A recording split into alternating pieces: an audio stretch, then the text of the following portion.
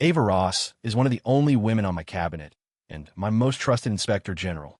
I considered her the moral compass of my administration, a pillar of integrity. So when I woke up with the freak ability to hear people's thoughts, she was the first person I wanted to tune in on. I imagined her mind was a library of legal precedent and patriotic ideals, a constant stream of concern for the nation's welfare. That morning, during the daily briefing, she was giving a fiery, tear-jerking condemnation of the Secretary of the Treasury. Her voice cracked with emotion as she detailed his corruption. It was moving stuff. People were captivated. I was so impressed, I almost started a round of applause right there. And that's when a lazy, completely unbothered voice drifted into my head. "Mom, I'm starving. Hope she wraps this up soon. If I don't get down to the commissary, the barbecue brisket is going to be cold." I froze on my throne. That's when I learned the truth. My most dedicated, public-spirited, incorruptible cabinet member spent most of her time thinking about lunch and clocking out for the day. The entire cabinet was on their knees, not daring to breathe. They probably thought I was speechless with rage at the secretary's greed. Only I knew the truth. I was choking on the thought of Ava's brisket. Ava was still kneeling, her speech finished, her shoulders trembling slightly. She looked like she was overcome with righteous fury. I focused, listening again. Yes, nailed it. The delivery was solid, covered all the key points. Shouldn't be any follow-up questions. Man, kneeling this long is brutal. My leg is totally asleep. Wonder if they'll save me a plate. I squeezed my eyes shut. The trembling shoulders weren't from passion. Her leg was asleep. "Secretary of the Treasury," I ground out through clenched teeth, "you are hereby stripped of your title, pending a full investigation. Freeze his assets." The room erupted in cheers of "Long live the King." They praised my decisive leadership and lauded Inspector General Ross as the conscience of the nation. Ava bowed her head in gratitude, her expression grim and serious, a model of professional decorum. Internally, I heard her pump a mental fist. Yes, before she immediately started calculating how much money the asset forfeiture would bring in, and if it would be enough to cover the budget for the Northern Frontier troops, so she could shorten next year's budget report by 2 pages. I felt a little dizzy. I refused to believe it. This had to be an act, a brilliant disguise, a kind of 4D chess move to fool her political enemies. Yes, that had to be it. That night, I was in the Sovereign's office. Citing an urgent report from the border, I had Ava summoned back to the capital. I needed to test her myself. Leo, my chief of staff who I'd sent to fetch her, came back with a strange look on his face. "Your Majesty, Inspector General Ross was already asleep. Then wake her up." "We did, sire, it's just—" Leo hesitated. She answered the door in her pajamas and asked if she could finish yawning before she put on her suit. I took a deep breath. "Get her over here. Now." Half an hour later, Ava arrived. She was dressed impeccably in a sharp suit. Her hair was perfect, and her face showed no signs of fatigue. Her eyes were clear, like she'd just returned from a meditation retreat. "Your Majesty." "At ease, Ava," I said, pushing a fabricated top-secret schematic of our border defenses across the desk. "There's been a development on the northern frontier. Take a look. Tell me what you see." Ava stepped forward, picked up the file, and began to study it intently. Good, I thought. She's taking it seriously. I knew it. She really does care about this country. I focused my new ability, leaning in to hear her thoughts. "Pulling an all-nighter is terrible for your skin. I'm definitely going to break out. I'll have to get the commissary chef to make me a collagen smoothie tomorrow. And who the hell drew this map? It looks like a toddler's scribble. Their department head should be fired for incompetence." A vein in my temple started to throb. "Okay, I see it. Troop strength is too low at point A. The supply line to point C is way too long, and Secretary Warren's brother-in-law is causing a bottleneck in the middle. Simple." She finished, put the file down, and faced me, her expression all business. "Your Majesty, I believe a 3-step solution is required." "Go on," I said, forcing myself to stay calm. "First, swap the commanders at point A and point B. The commander at B is an expert in defensive strategy. Point A will be secure under his watch. Second, abandon the supply line to point C and use the river instead. It'll cut travel time in half. Third," she paused, looking me right in the eye, "fire Secretary Warren's brother-in-law." I was stunned. All 3 points were precise, ruthless, and more effective than the plan my generals and I had spent 3 days debating. How? How did she come up with that so quickly? Was she some kind of once-in-a-generation genius I had completely underestimated? I stared at her, my estimation of her skyrocketing. I was about to shower her with praise when I caught the tail end of her thoughts. All right, gotta wrap this up and get home. My cat is waiting for me. I wonder if Bacon remembered to eat his dinner. I nearly had a heart attack right there on the throne. I decided I couldn't be passive anymore. I had to go on the offensive. The next day, I issued an executive order. To reward Inspector General Ava Ross for her outstanding service, she was to be granted a bonus of $100,000 and 1,000 acres of prime real estate. There was no way she could remain unfazed by a reward of that magnitude. Leo went to Ava's residence with the official notice and the deed. I paced in my office, my ears perked, waiting to hear her reaction. At first, there was only silence from her house.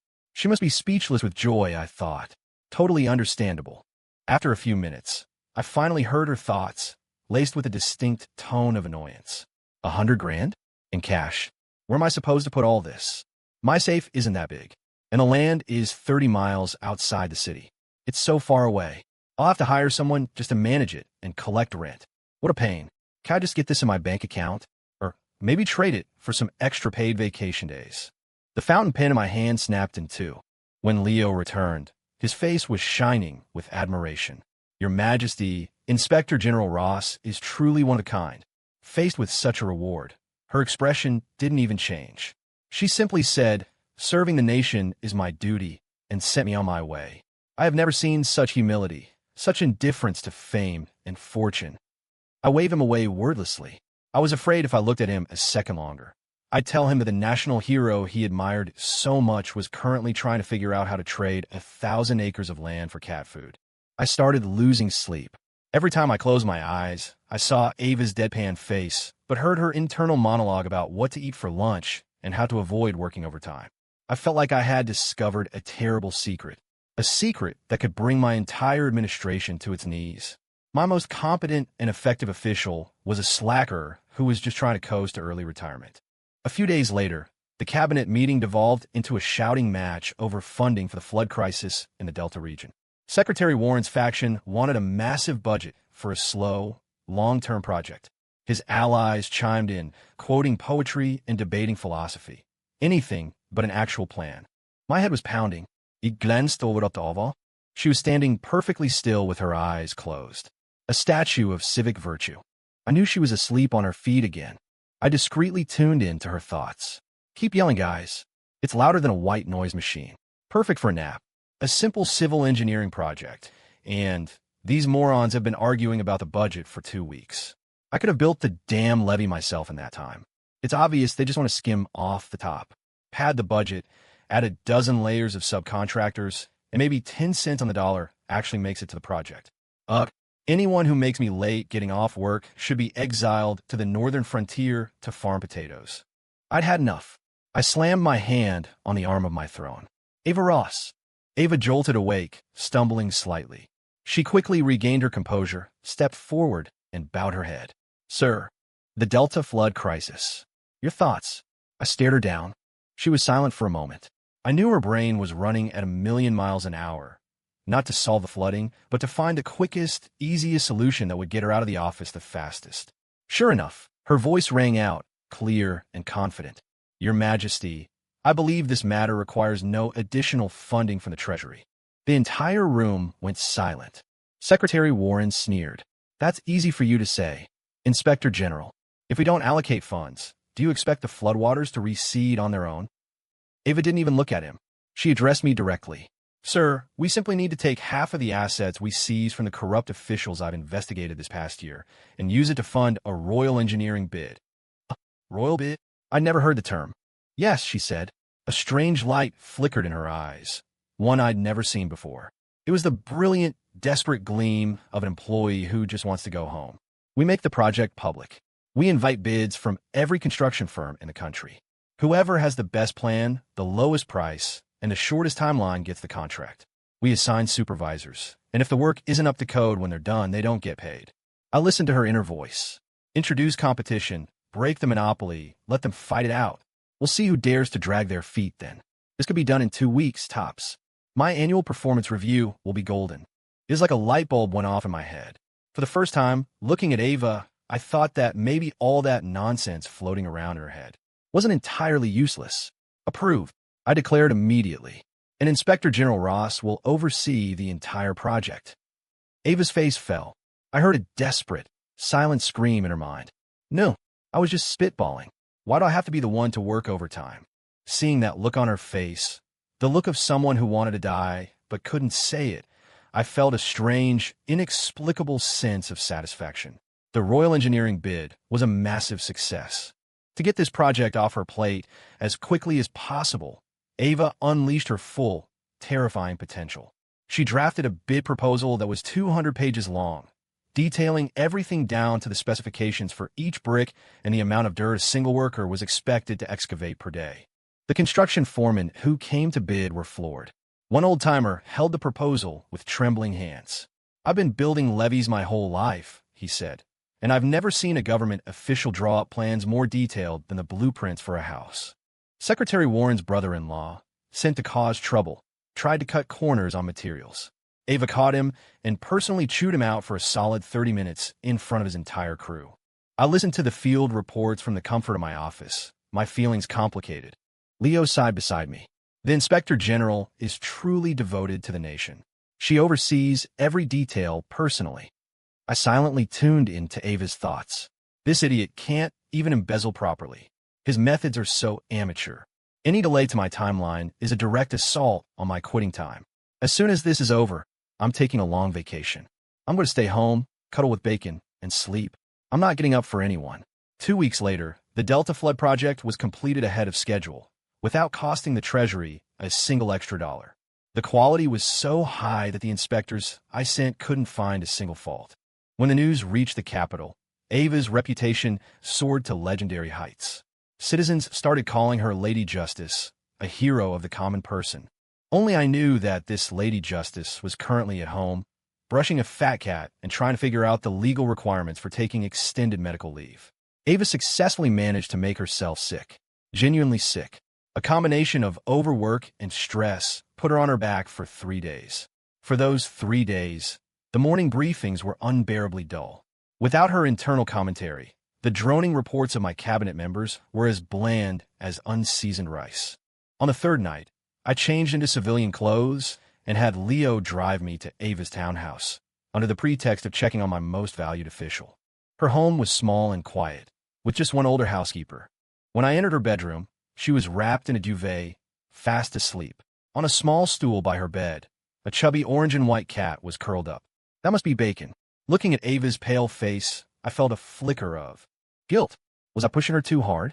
Just as I was deep in self-reflection, Ava mumbled in her sleep. I leaned closer, curious. No.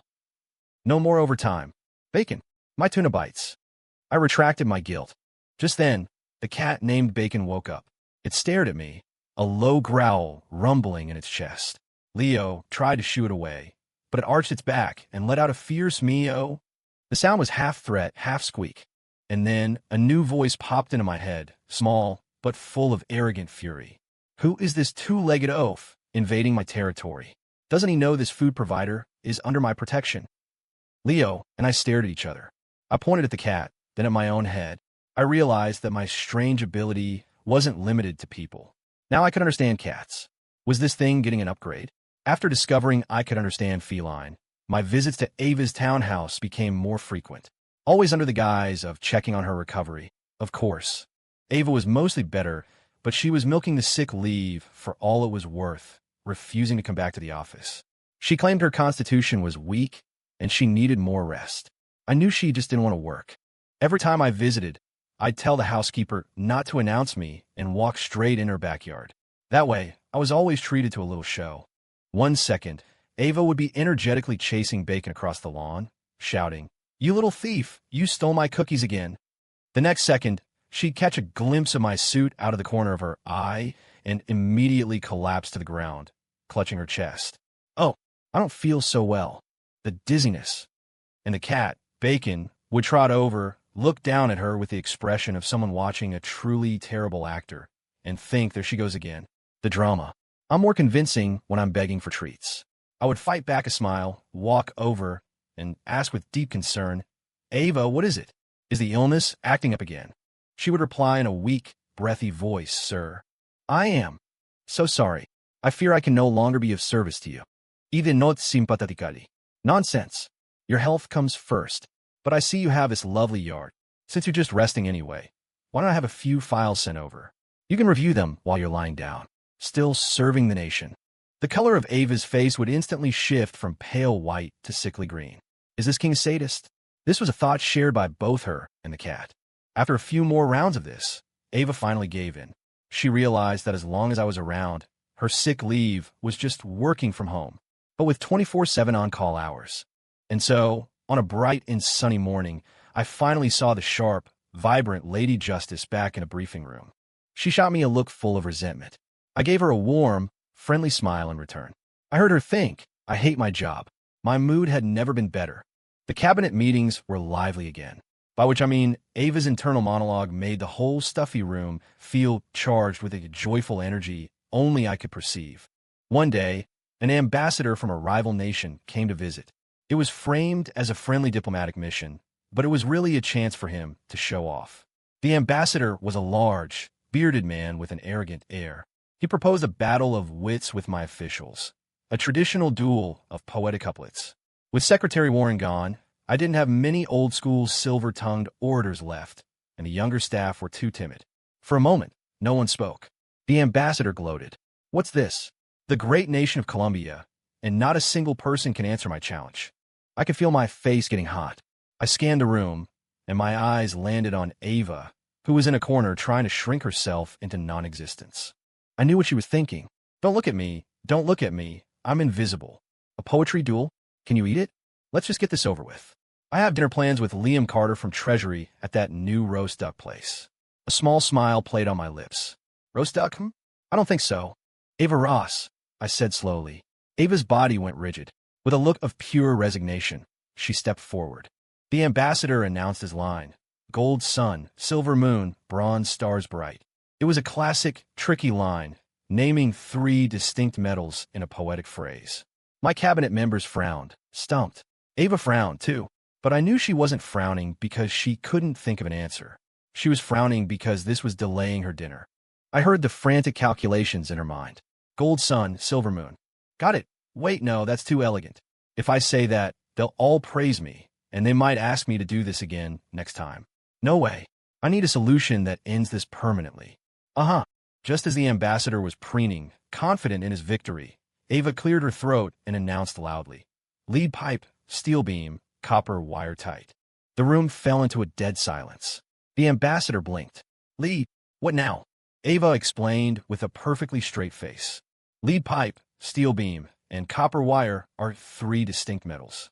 The meter and structure are a perfect match. Flawless. I nearly slid off my throne. What in the world was that? But then I saw the ambassador's utterly bewildered expression, and I instantly understood Ava's strategy. She had hit him with an answer that was so outside his frame of reference, so jarringly mundane, yet technically correct, that his brain simply short-circuited. It was a tactical takedown. The ambassador's face turned beet red. You are making a mockery of this. Ava looked at him with wide-eyed innocence. A mockery? How so? Or is it perhaps that your own culture is so limited that you are unfamiliar with such foundational elements of modern construction? A pity. Our own cultural heritage is clearly far more expansive. That's right. I'm messing with you, she thought smugly. Prove me wrong. I dare you. Just give up already. My roast duck is getting away. In the end, the ambassador retreated in humiliated confusion. I struggled to keep from laughing and immediately announced a reward for Ava. The reward was a celebratory state dinner held that very evening at the Capitol in her honor. Ava's face turned the color of wilted spinach. I heard her wail internally, my roast duck. At the dinner, I seated Ava right next to me. She spent the entire time with her head down, silently shoveling food in her mouth, radiating a leave me alone, I'm emotionally unavailable vibe. I knew she was still mourning the loss of her dinner plans. Feeling magnanimous, I decided to speak. Ava, you handled yourself brilliantly today. She put down her fork. It is my duty to serve you, your majesty. Just let me eat so I can go home. I wonder if Liam saved me a duck leg. My smile faltered. Liam Carter? The young analyst from Treasury? I seemed to recall his name popping up in her thoughts before. A strange and unpleasant feeling started to bubble up inside me. Ava, I began again, you're of a certain age. Have you ever considered marriage? She looked up, surprised, and shook her head. Your Majesty, I am dedicated to my work. I have no time for personal matters. Liar. The truth is, dating is too much work. You have to wash your hair and put on makeup. It's easier to just stay home and feed the cat. I resisted the urge to roll my eyes. I think that young man from Treasury, Liam Carter, is a promising official. He seems about your age. A good match, perhaps, I said, fishing. Ava's eyes immediately lit up. Liam? He's great. He's my only slacking off buddy. We are in total agreement on the sacred importance of leaving work on time. If I married him, we could slack off together as a team. This has potential. My heart sank into my stomach. I didn't know why, but the thought of her and someone else slacking off together as a team made the freshly served sea base taste like cardboard. After the dinner, Ava was practically buzzing, ready to leave. I stopped her at the door.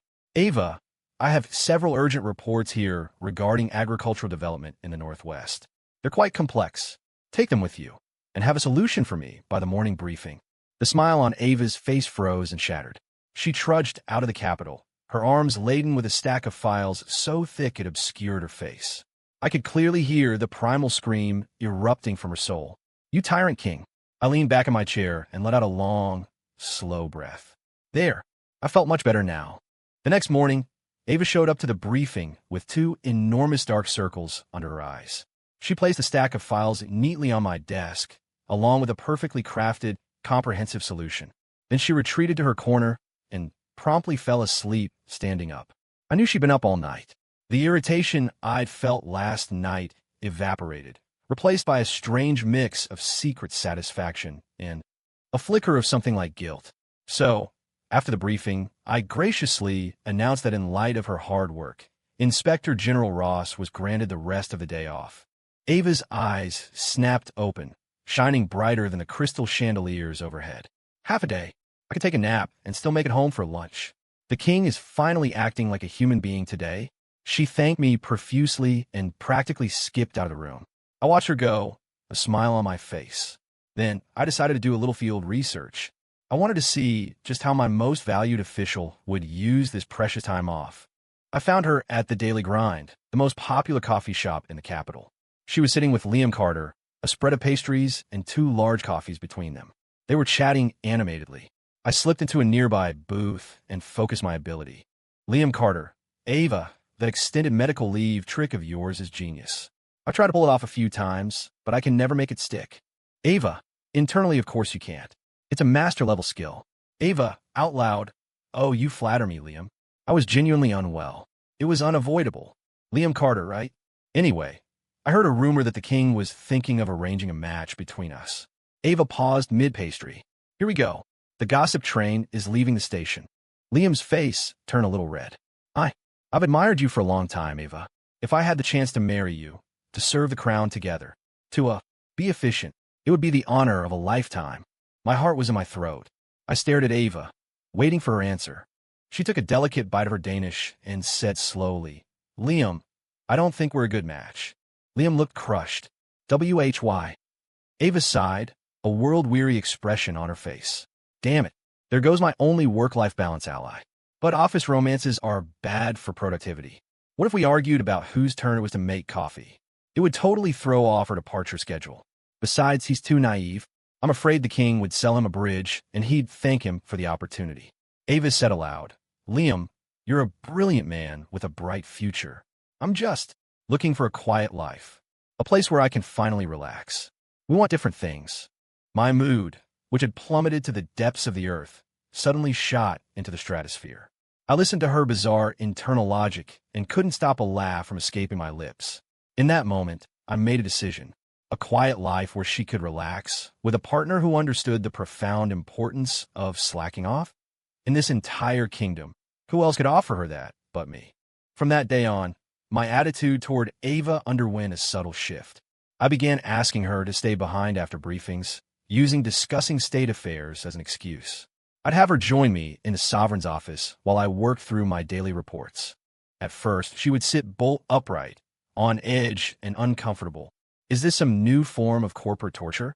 Unpaid, Mandatory FaceTime? So, I had a comfortable couch and a tray of her favorite snacks brought in for her. Gradually, she started to relax. Sometimes she'd drift off to sleep while reading a report.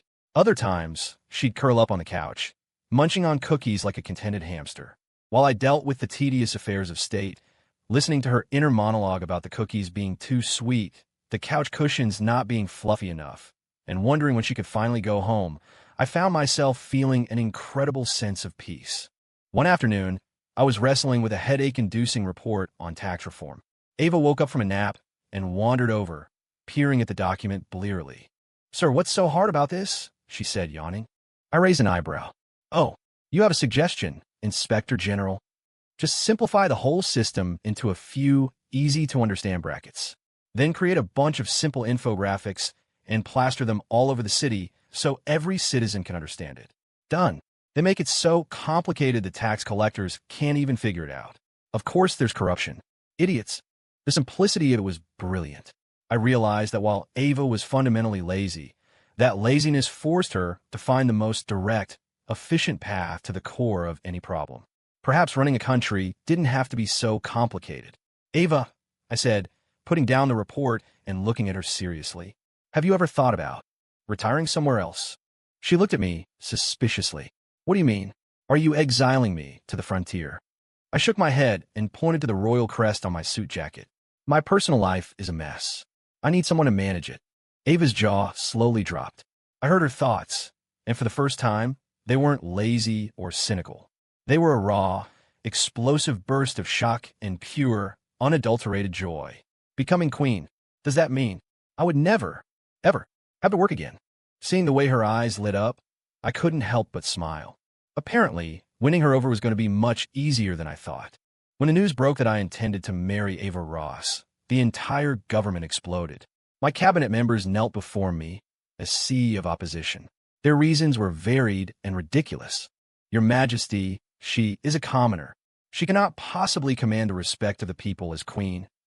She commanded the respect of every construction firm in the Delta region, I thought.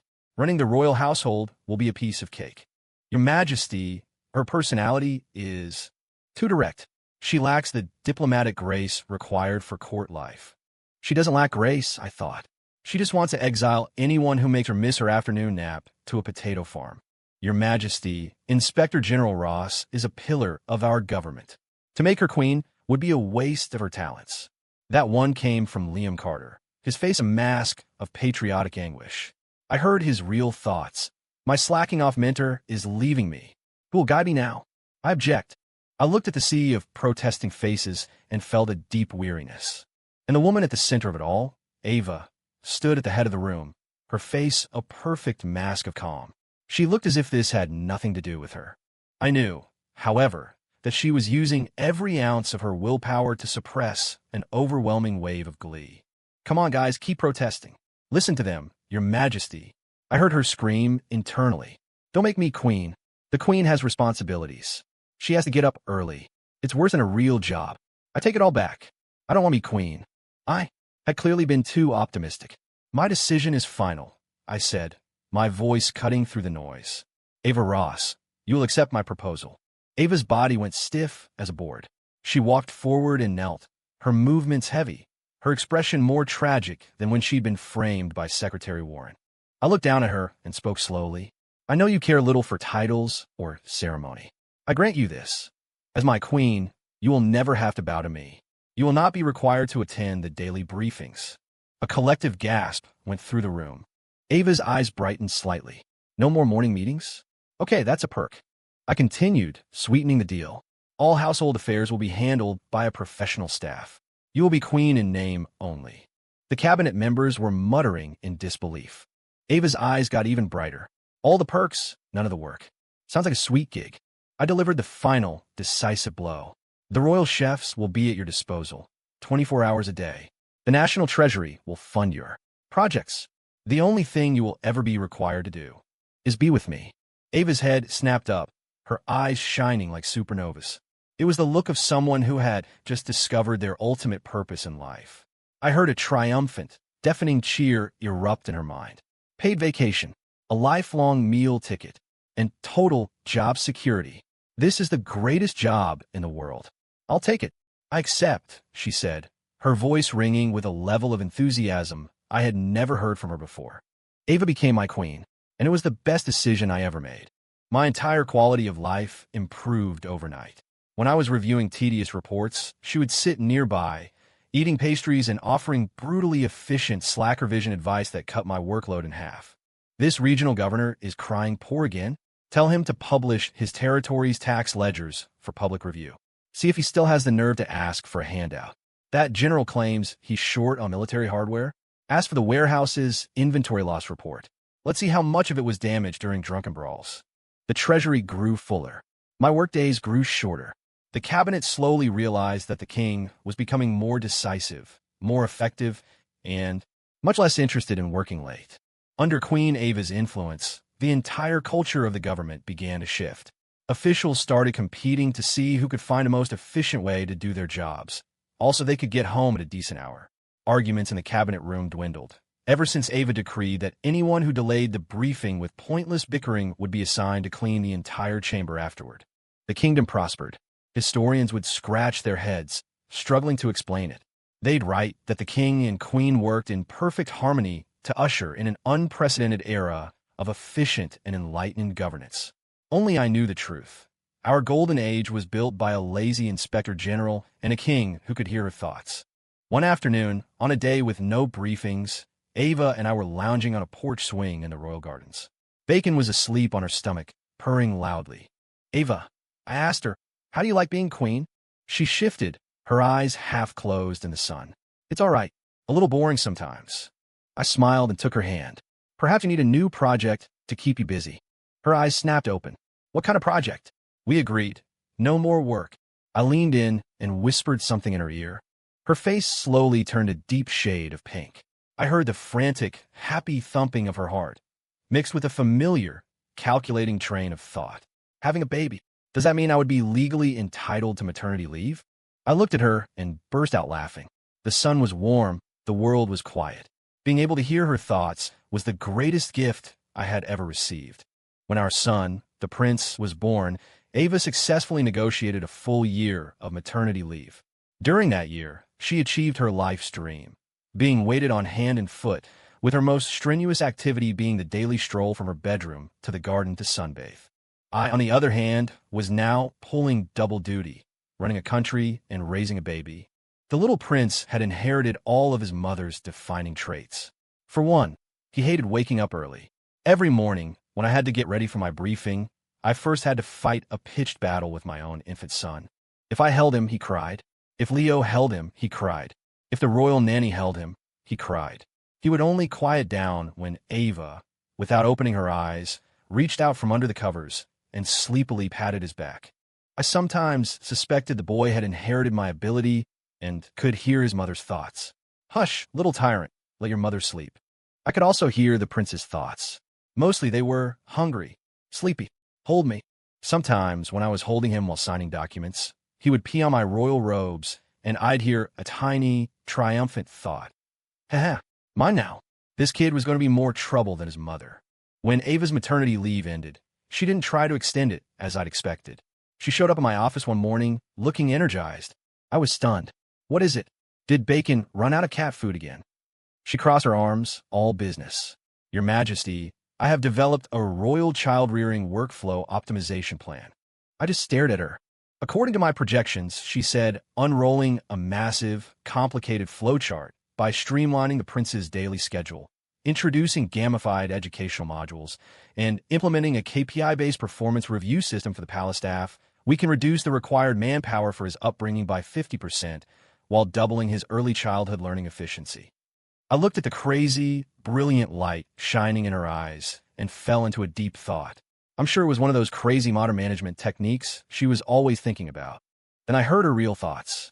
Raising a kid is more exhausting than a real job. I need to get this kid into a full-time preschool program. ASAP. I need my life back.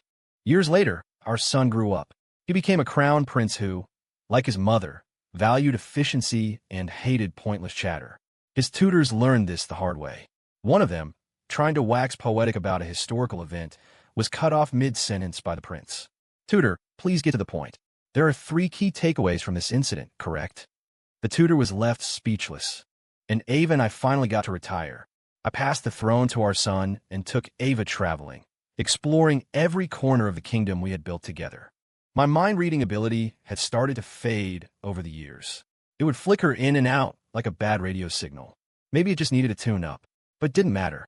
After so many years together, I didn't need to hear her thoughts to know what she was thinking. Like right now, we were sitting on a small boat on a southern lake, watching the sunset. She was leaning against my shoulder, looking perfectly content. I didn't need any special powers to know she was thinking. So for dinner tonight, are we getting the crispy fried fish or the spicy river noodles? Let's get both, I said with a smile. She looked up at me, surprised.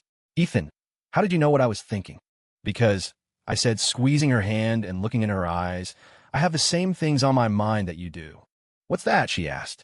I looked out at the setting sun and took a long, peaceful breath.